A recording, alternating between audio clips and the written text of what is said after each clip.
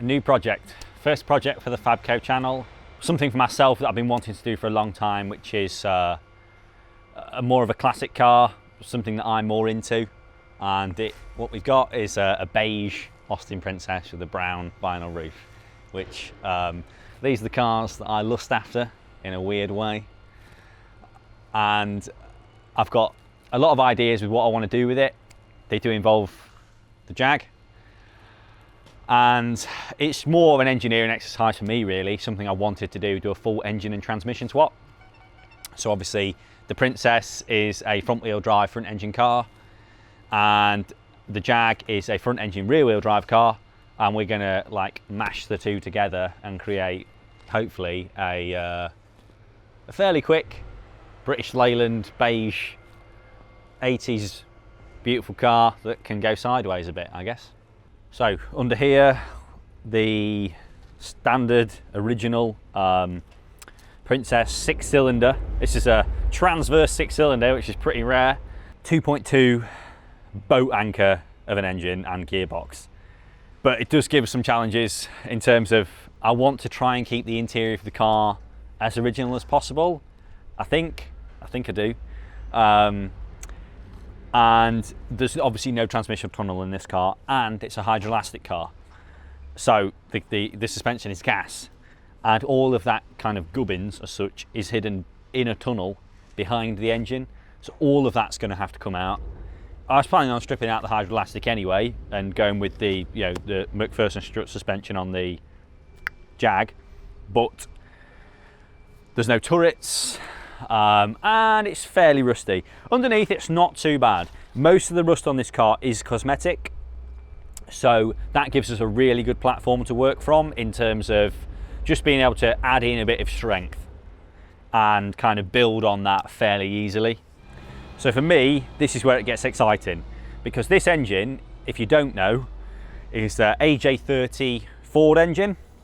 So they use this engine in lots of cars. Mondeo ST220, Mazda have used this engine. It's in all S-types and X-types. I think it's even in some XFs, some of the earlier XFs. But this is a 3-litre kind of square engine. So the piston and bore is more or less the same. The piston and stroke length is more or less the same. So it is a really good engine in terms of a really good naturally aspirated 3-litre V6. These make 250 horsepower. You can get more out of them quite easily. Ported inlets, exhaust headers, things like that. You can get quite a bit more power out of them quite easily. The main reason I wanted this engine is because it's the same engine they also use in the Noble M400, which is boosted. And that's obviously what I'm going to do with it. So all they pretty much do is they have under piston oil squirters and shorter rods, shorter forged rods. And they'll make 500 horsepower fairly reliably, so it should do 600. If we keep the torque down, and I think 500 is a good figure. 500 is going to be plenty quick enough in what will be, I guess, a 1200 kilo car, maybe a bit more by the time it's got a lot of extra steel in it. But I also don't know what that stock engine weighs. I'm going to guess it's a lot more than this one, because this is all alloy. So again, it's nice and lightweight. It's a 60-degree V, which means it's nice and narrow. The problem is obviously the length. I've had quick measure up already, and I think we're going to be able to get it in without too much chopping, really, other than the transmission tunnel. So really, the first job is going to be to strip the Jag of all the parts we need. Now, I want to try and use as many parts as possible, probably most of the braking system, all of the front subframe if possible, the Jag power steering rack. I don't need power steering, but I don't know. Maybe some advice there on that front, because it's kind of hard to add it after the fact. So yeah, maybe I'll need power steering, maybe I won't. I'm not 100% on that yet. But I want to try and use as many of the Jag parts as possible, just to try and keep everything easy, less parts to fabricate. The front brakes on the Jag are pretty big. It's a 1700 kilo car, and obviously that's going to weigh a lot less, so hopefully the standard Jag brakes work on that okay. The back end is where it gets tricky, because obviously we've got the diff, and the prop shaft and all that kind of gear to try and graft into the Princess. The Princess does have a pretty flat boot floor, so I'm hoping that we can just kind of beef it up a bit and then just bolt that subframe up at roughly the correct height. I'm obviously going to need some coilovers or something like that to try and get the heights correct. But yeah, that is the kind of rough plan. Get the Jag stripped, get all the bits we don't need out of the Princess. I'm going to take all the interior out just to look after it.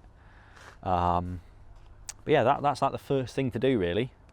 And yeah, try and figure out how we're going to get that rear subframe up into the back of the Princess without modifying the back seats. So it's got gas struts, but obviously they've failed.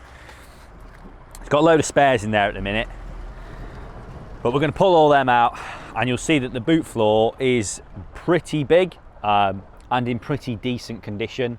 I want to try, if possible, to do as fewer repairs in order to get the car rolling and running. I want a running, driving car as quickly as possible,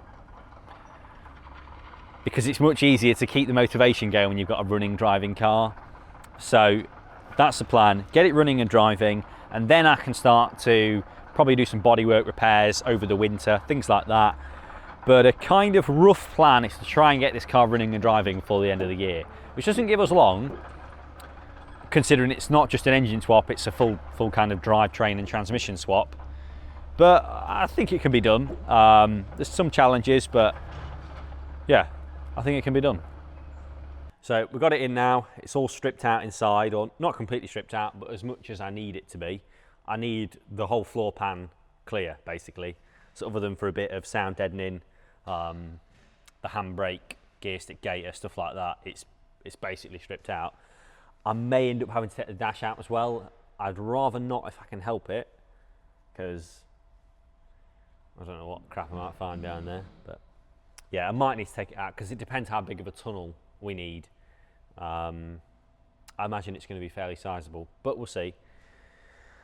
But yeah, it's all as I expected. The boot floor is like flat, which is good. I really hope that when I start to measure off the Jag, the subframe wants to sit at roughly the height the boot floor is at, or at worst, the subframe needs spacing down. If the subframe needs spacing down, that's great. If it needs to go higher, that's not ideal, because that means I've then got to chop the boot floor. But if it doesn't, which I don't think it will, because it is pretty high, the boot floor, then hopefully the subframe will just like bolt in, and I'll just have to put in loads of strengthening. So yeah, we'll cover that at some point once I've got the Jag stripped. But I've also got the engine out now as well, and the engine bay is huge. So just for scale, I've popped a K20 in. And although it is really tempting because of how easy it would be just to do a front wheel drive engine swap, it'll never be a good car, because hydroelastic suspension, it's just crap. You know, it just doesn't ride well. Not when it's 40 years old. So yeah, it's going to have the full drivetrain swap, rear wheel drive with the V6 in it. That's just what will be better. It's more work, but front wheel drive, just an engine swap would be almost too easy. I want a bit more of a challenge. But yeah, the engine bay is huge. It is also long. Like I say, the only issue now you can see is like this whole mount, which is where all the hydroelastic stuff is. So we'll end up picking all that out. Whether it's like a panel that's attached to the bulkhead that covers it all. So I may have a go at just picking out all the spot welds, which would be a nice way of doing it. Taking that whole panel out and then cutting a tunnel into the bulkhead. I think that's probably the best way, because I think I will also need the length.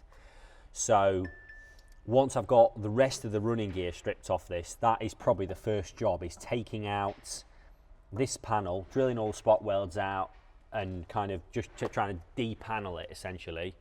And also I need to get the rear subframe off the Jag. So there's still quite a lot more stripping to do before we can start actually doing any fabricating, but we're getting there.